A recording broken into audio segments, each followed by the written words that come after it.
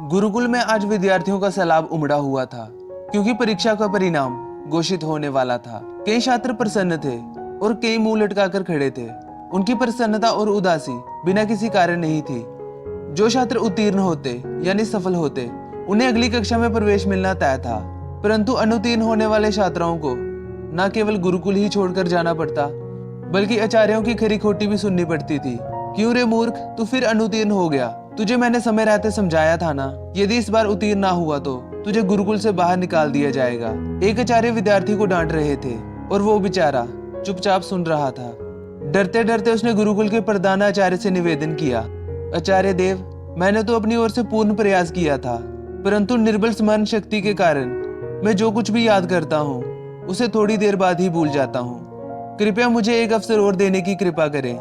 यदि तुझे कुछ याद ही नहीं रहता तो फिर तू कैसे उत्तीर्ण हो पाएगा और तेरी विद्या अध्ययन करने का भी क्या लाभ होगा? यदि देवता भी तुझ पर कृपा करे ना, तो भी तुझ जैसी जड़ बुद्धि को उत्तीर्ण नहीं करा सकते।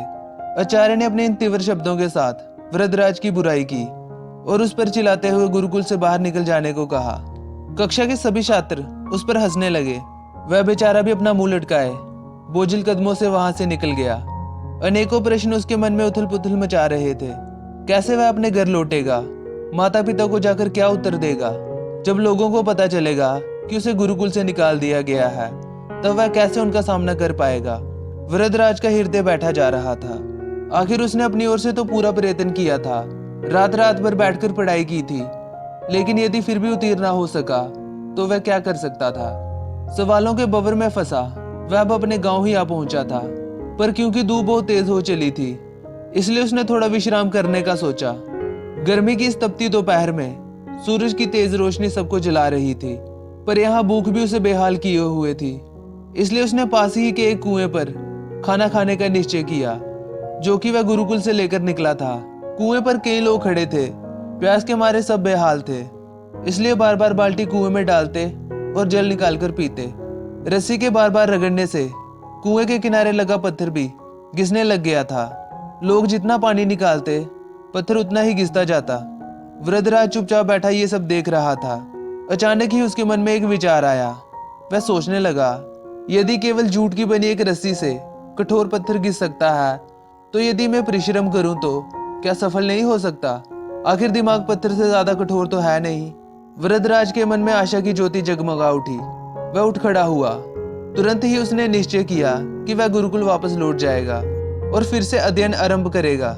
वह घर के समीप आ गया था, पर घर न जाकर वापस गुरुकुल लौट आया। उसके साथी उसे देखकर आश्चर्यचकित थे। उसकी बात सुनकर आचार्य ने पहले तो उसे बहुत डांटा और उसकी बहुत बुराई की, फिर उसके बहुत प्रार्थना करने पर उसे गुरुकुल में दोबारा प्रवेश दे दिया। इस बार वृद्धराज ने अध्ययन में रात दिन एक कर दिया। जब परीक्षा का परिणाम आया तो संपूर्ण गुरुकुल हैरान था। वृद्धराज न केवल उत्तीर्ण हुआ था, बल्कि उसने संपूर्ण विद्यालय में प्रथम स्थान प्राप्त किया था। एक समय जड़ मूर्ख समझे जाने वाला ये बालक आगे चलकर संस्कृत का बहुत बड़ा विद्वान बना। उसने कई बड़े ग्रंथों की रचना की। छात्र उसका शिष्य बनना गौरव की बात समझते थे, पर यह किसी जादू से संभव नहीं हुआ था। ये आश्चर्यजनक परिणाम हुआ था संकल्प की शक्ति से। दोस्तों, उम्मीद है आपको ये कहानी जरूर पसंद आई होगी। आपको ये कहानी कैसी लगी हमें जरूर बताएं, और ऐसी ही कहानियां देखने के लिए हमारे चैनल को जरूर सब्सक्राइब करें। और अपना कीमती समय देने के लिए धन्यवाद।